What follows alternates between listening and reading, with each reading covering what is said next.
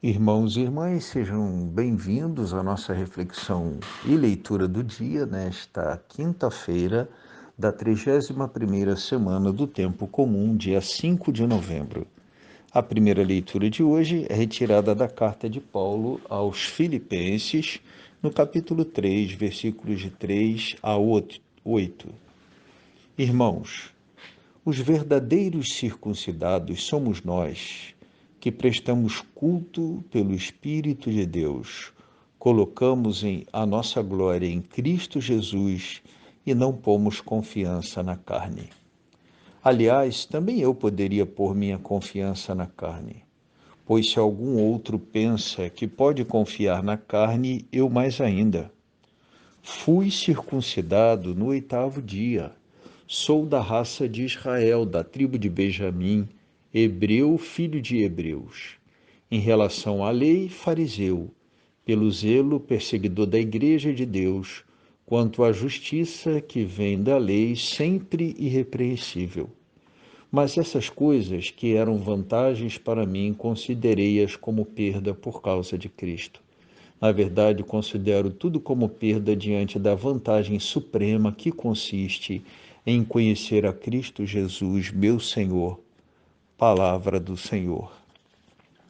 Responderemos esse texto com o Salmo 104, o refrão: Exulte o coração dos que buscam o Senhor.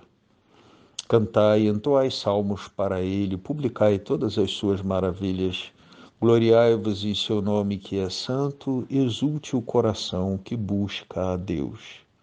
Procurai o Senhor Deus e seu poder, buscai constantemente a sua face. Lembrai as maravilhas que ele fez, seus prodígios e as palavras de seus lábios.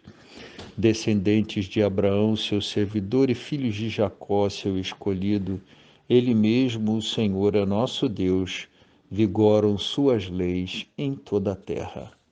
Exulte o coração dos que buscam o Senhor. O evangelho proposto para a nossa leitura e reflexão de hoje é o de Lucas, capítulo 15, versículos de 1 a 10.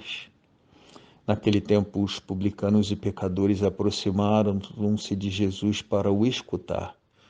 Os fariseus, porém, e os mestres da lei criticavam Jesus. Este homem acolhe os pecadores e faz refeição com eles. Então Jesus contou-lhes esta parábola: se um de vós tem 100 ovelhas e perde uma, não deixa as 99 no deserto e vai atrás daquela que se perdeu até encontrá-la? Quando a encontra, a coloca nos ombros com alegria e, chegando a casa, reúne os amigos e vizinhos e diz: Alegrai-vos comigo, encontrei a minha ovelha que estava perdida. Eu vos digo, assim haverá no céu mais alegria por um só pecador que se converte, do que por 99 justos que não precisam de conversão. E se uma mulher tem 10 moedas de prata e perde uma, não acende uma lâmpada, varre a casa e procura cuidadosamente até encontrá-la? Quando a encontra, reúne as amigas e vizinhas e diz: Alegrai-vos comigo. Encontrei a moeda que tinha perdido. Por isso eu vos digo, haverá alegria entre os anjos de Deus por um só pecador que se converte. Palavra da salvação. Na primeira leitura de hoje, o apóstolo Paulo continua a Filipos, no texto aos Filipenses, com o mesmo tema de reflexão de ontem, que diz respeito à absoluta anterioridade e centralidade de Jesus e da experiência dele em nossa vida. Na reflexão de ontem, era exatamente a ideia do que se pensa em antepor a Jesus, que passa a ser uma coisa no lugar errado em nossa história, em nossa caminhada de fé. A princípio, num lugar certo, até uma coisa boa, mas se anteposta a Cristo e o amor dele em nossa vida, deixa de ser uma coisa boa em virtude do lugar errado, embora a matéria possa ser até boa. Na proposta de hoje, Paulo faz uma espécie de testemunho pessoal, dizendo que, como muitos, talvez até mais do que muitos, ele tinha razão para se gloriar da carne e na carne, por ser ele de origem circuncidado, por ser ele um seguidor da lei dos fariseus, por ser ele zeloso, por ser ele irrepreensível, como ele próprio diz, do ponto de vista da observância da lei, mas ele reconhece que tudo isso passou a ser secundário no que diz respeito ao encontro com Jesus. A partir deste encontro com o Senhor e o Senhor ressuscitado, estas coisas deixaram de ser razão para ele de gloriar-se, mas sim o encontro e a experiência de Jesus passou a ser. Isso na vida dele exatamente a razão da alegria, o sentido, o fundamento, o que se coloca em primeiro lugar. Existe uma anterioridade, portanto, aqui reafirmada em continuidade ao texto de ontem, da experiência, da presença, da ação do nosso Deus, uma anterioridade que se impõe à nossa história, aos méritos, a tudo que tenhamos construído e feito.